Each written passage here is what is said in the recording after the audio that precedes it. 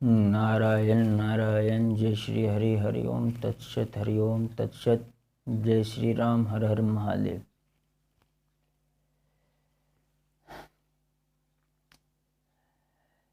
अपने धर्म और संस्कृति की रक्षा की भावना से प्रेरित होकर हम कुछ महत्वपूर्ण तथ्यों की ओर ध्यान आकृष्ट करना चाहते हैं। प्रायः हमारे आस्तिक हिंदुत्व की भावना प्रबल रूप से रखने वाले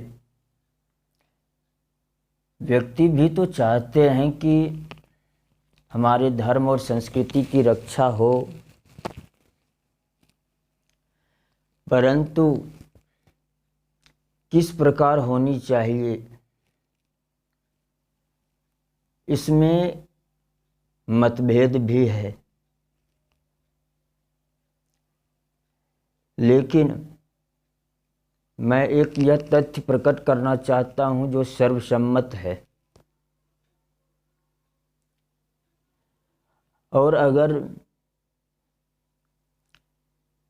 हम अपने राष्ट्र की, अपने धर्म की, अपने संस्कृति की, अपनी परंपरा की रक्षा करना चाहते हैं तो इसकी शुरुआत हमें स्वयं से करनी होगी, अपने ही घर से, अपने आसपास के समाज से, अपने आसपास के पड़ोस से शुरू करना पड़ेगा। अन्यथा सिर्फ बोलने से, भाषण देने से कुछ नहीं होगा।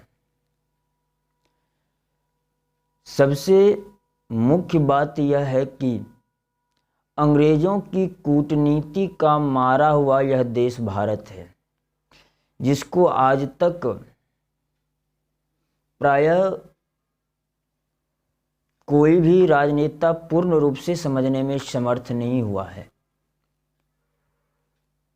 अंग्रेजों ने जिन जिन अनर्थों का सूत्रपात किया, स्वतंत्र भारत में राजनीतिक दलों ने भी उसको अभिशाप न समझ करके, वरदान समझ करके उसी के नक्शे कदम पर चलना शुरू कर दिया और आज तक चल रहे हैं। उसमें सबसे बड़ा एक दोष है हमारी शिक्षा पद्धति का। वास्तव में हमारी शिक्षा पद्धति क्या होनी चाहिए, किस प्रकार होनी चाहिए और किस प्रकार देना चाहिए, जिससे हमारी अर्थव्यवस्था, हमारी संस्कृति, हमारी परंपरा, हमारी आजीविका सबका संरक्षण हो। आधुनिक शिक्षा पद्धति वास्तव में अघोषित रूप से कितने ही धर्मांतरण कर चुके हैं। प्रायः इस तथ्य की ओर ध्यान व्यक्तियों का नहीं जा पाता है। उनका ध्यान सिर्फ बाहरी रूप से कुछ इस्लामिक तंत्र के द्वारा, ईसाई तंत्र के द्वारा, कम्युनिस्ट तंत्र के द्वारा जो बाह्य रूप से सीधे धर्मांतरण किया जाता है उस तरफ जाता है। लेकिन उससे जो भी भयानक स्थिति है, जो अघोषित रूप से धर्मांतरण हो रहे हैं, और प्रायः 90 से 95% हिंदू अघोषित रूप से इस आधुनिक शिक्षा पद्धति के माध्यम से ईसाई बन चुके हैं। अब जरा इसको समझने का प्रयास कीजिए। आजकल जो शिक्षा पद्धति स्कूलों में, कॉलेजों में, कोचिंग संस्थानों में दिए जाते हैं वो किस प्रकार के हैं? वास्तव में यह शिक्षा पद्धति हमारी अपनी है क्या? लॉर्ड मैकाले की 6 कूटनीतियां थी, जिसमें से उनकी 3 कूटनीति अंग्रेजी के सी अक्षर से संबंधित है, जिसमें पहला क्लास एंड को एजुकेशन, दूसरा कोर्ट, तीसरा क्लब। क्लास एंड को एजुकेशन यानी आधुनिक ढंग से लड़के और लड़कियों को एक साथ को एजुकेशन की जो पद्धति शुरू हुआ, जो हमारी संस्कृति के विरुद्ध था, लेकिन इसके तरफ वे आज कोई ध्यान नहीं देता। आज वास्तव में इसी के कारण ये स्कूल कॉलेज देख लीजिए चरित्रहीनता का अड्डा बन गया है और बनते जा रहा है। स्कूल कॉलेजों की स्थिति देख लीजिए, वास्तव में विद्या प्राप्ति का लक्ष्य क्या था हमारा? भूल गए हम लोग। विद्या ददाति विनयम सा विद्या या विमुक्तये, नहीं, विद्या वह है जो मुक्त कर दे, सभी दुखों से मुक्त कर दे, सभी समस्याओं का अंत कर दे। और आजकल तो स्कूल कॉलेज में बस एकमात्र विद्या का अर्थ, शिक्षा प्राप्त करने का अर्थ धन उपार्जन बना दिया गया है। पहले भी वैद्य नहीं होते थे क्या? इंजीनियर नहीं होते थे क्या? कौन सी ऐसी विद्या थी जो कि आज है, पहले नहीं थी? लेकिन उस समय की विद्या देने की पद्धति को जरा देखिए, किस प्रकार धर्म, संस्कृति, हमारा अर्थ से सब कुछ सामंजस्य सधा हुआ था। गरीबी, बेरोजगारी, भूखमरी नाम की कोई चीज नहीं थी।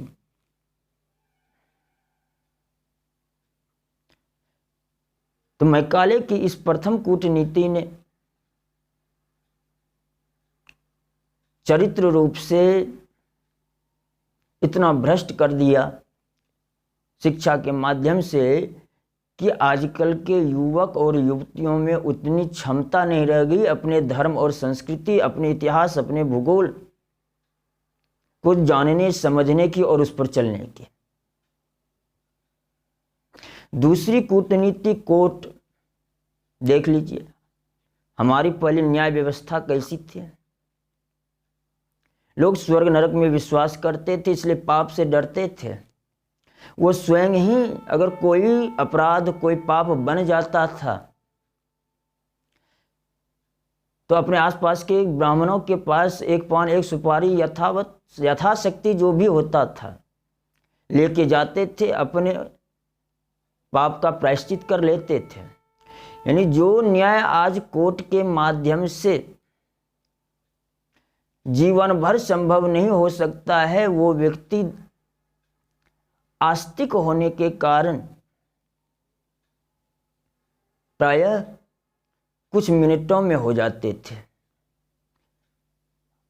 आज तारीख पे तारीख पूरते रहते हैं व्यक्ति। एक बार जो वकील के चक्कर में पड़ जाते हैं, उसकी संपत्ति, उसके जायदाद सब कुछ नष्ट हो जाते हैं। और कदाचित किसी को न्याय मिल भी गया तो बहुत विलंब होता है। और वास्तव में देर से मिला हुआ न्याय भी अन्याय के बराबर ही होता है। यानी कोर्ट के माध्यम से हमारे समय और संपत्ति का नाश किया जाता है। यह है दूसरी मैकाले की कूटनीति। तीसरी कूटनीतिक क्लब देख लीजिए। क्लब के माध्यम से सील और संबंध इसका नाश कर दिया गया। यानी इन सब चीजों को देखते हुए जरा सोचिए कि आधुनिक शिक्षा पद्धति वास्तव में समस्या का अंत कर रहा है या समस्या को बढ़ा रहा है। हमारी शिक्षा पद्धति देख लीजिए, गुरुकुल में 32 विद्या 64 कला का ज्ञान दिया जाता था। आजकल संसार में जितनी भी विद्या, जितनी भी कला है, उन सबका अंतर्भाव इन 32 विद्या और 64 कला में हो जाता था। आज शिक्षा के नाम पर प्राइवेट संस्थान आदि देख लीजिए, लूट मचा रखी है। और सबसे बड़ी एक विसंगति आ गई है भाषा का। व्यक्ति को चाहिए कि सर्वप्रथम अपने बच्चे की शिक्षा अपनी मातृभाषा में देना चाहिए। लेकिन आजकल बच्चे थोड़े ही चलने फिरने लायक होते हैं, उसको गधे की तरह बैग टांग करके इंग्लिश माध्यम में, इंग्लिश मीडियम स्कूल में भेज देते हैं, क्योंकि उनको यह तथ्य ज्ञात नहीं है कि भाषा के माध्यम से भी संस्कार बनता है, वहीं से भावना का निर्माण होता है।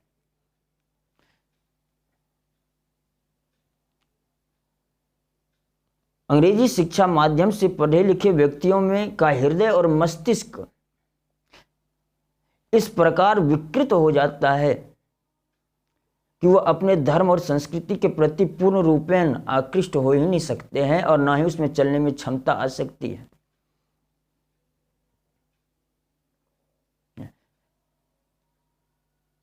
दूसरी सबसे बड़ी बात है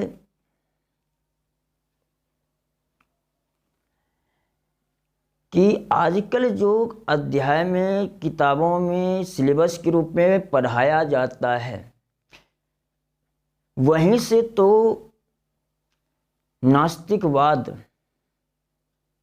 पैदा होता है। वास्तव में हमारे धर्म और संस्कृति के प्रति किस लक्ष्य का उद्देश्य करके उनको पढ़ाया जाता है।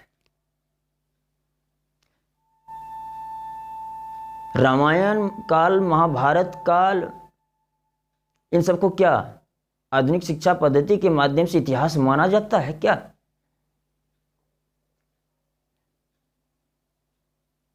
हम औरों से तो नहीं, कम से कम जो अपने आप को हिंदू समझते, अपने आप को आस्तिक समझते हैं, अपने पूर्वजों के परंपरा में, संस्कृति में आस्था है, कम से कम उनको विचार करना चाहिए कि आप अपने बच्चे को पढ़ा क्या रहे हैं। एक तरफ आप हिंदुत्व के पक्षधर है, दूसरी तरफ आप अपने बच्चों को शिक्षा कैसी दे रहे हैं नास्तिक बनने का। हम यह न कहते हैं कि अचानक इन सब चीज़ों को बंद कर दिया जाए, जो संभव नहीं है, लेकिन इसके समानांतर कम से कम जो किताबों में जैसे वैज्ञानिक ढंग से वैज्ञानिक बातें कह करके पढ़ा करके नास्तिक बना दिया जाता है, जैसे मान लीजिए विकासवाद, डार्विन का विकासवाद सिद्धांत है। एक छोटे से अमीबा से बनते बनते बंदर हो गए और बंदर से मनुष्य हो गए। इस प्रकार की पढ़ाई जो वैज्ञानिक सिद्धांत के नाम पर चल रही है,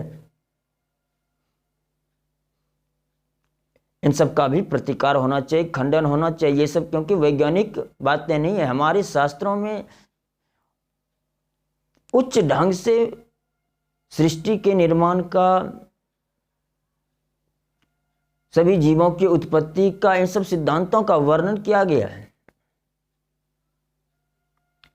आजकल जो ब्रह्मांड के निर्माण की बातें, पृथ्वी की उत्पत्ति आदि की बातें, सूर्य आदि के बारे में जिस प्रकार के बहुत चीज़ें विज्ञान सम्मत के नाम पर पढ़ाया जा रहा है, वास्तव में वह भी घोर अवैज्ञानिक है। जब तक हिंदुओं को अपने सिद्धांतों का परिज्ञान नहीं होगा, तब तक यह आधुनिक शिक्षा पद्धति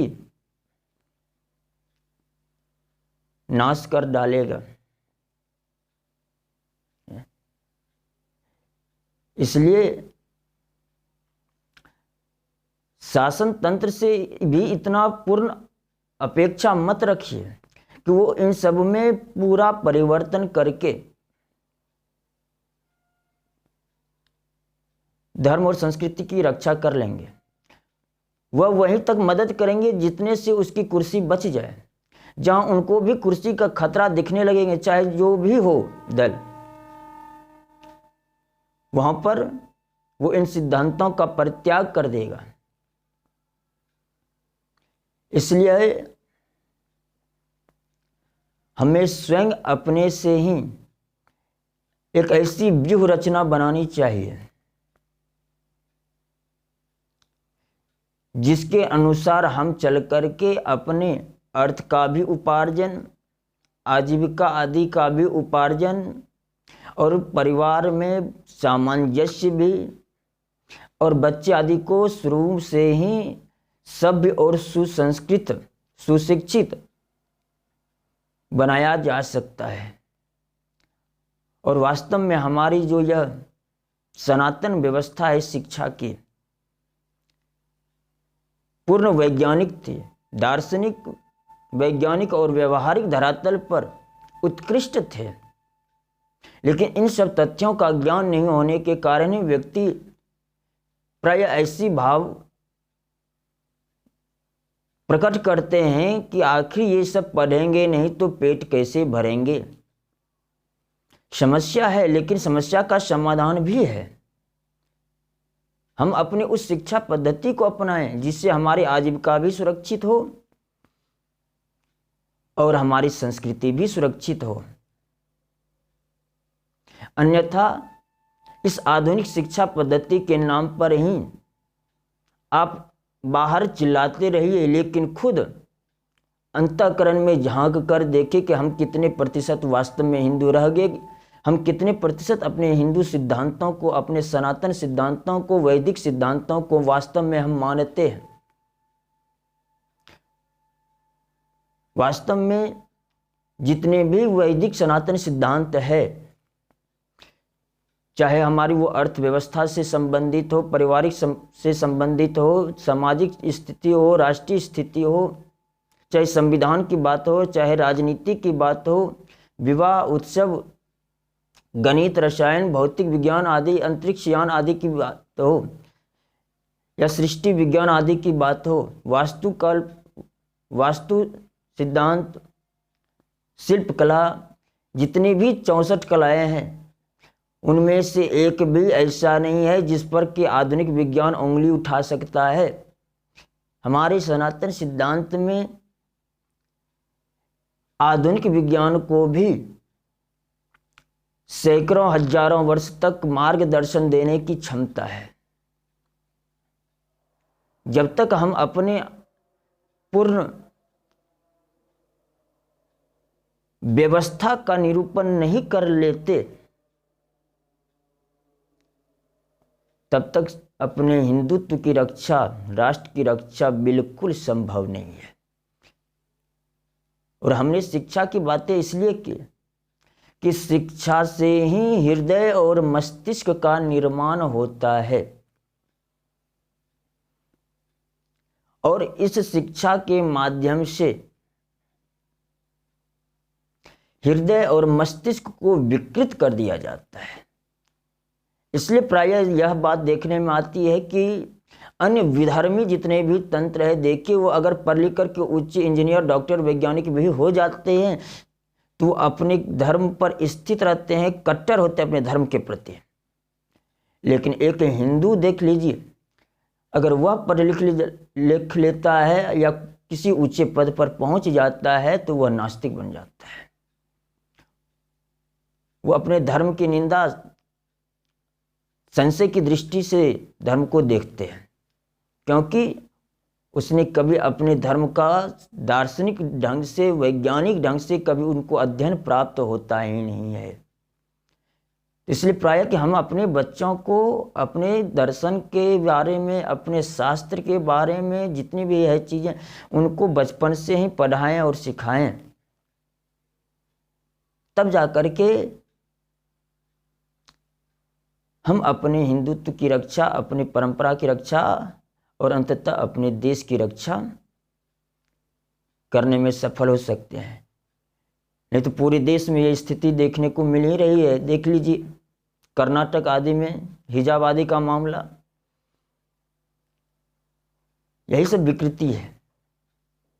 अब कितना भी इधर उधर की बातें कर लीजिए, लेकिन समस्या का इससे अंत नहीं होगा। समस्या का अंत यहीं से होगा कि हम अपनी शिक्षा पद्धति अपने सनातन व्यवस्था के अनुरूप ढालें।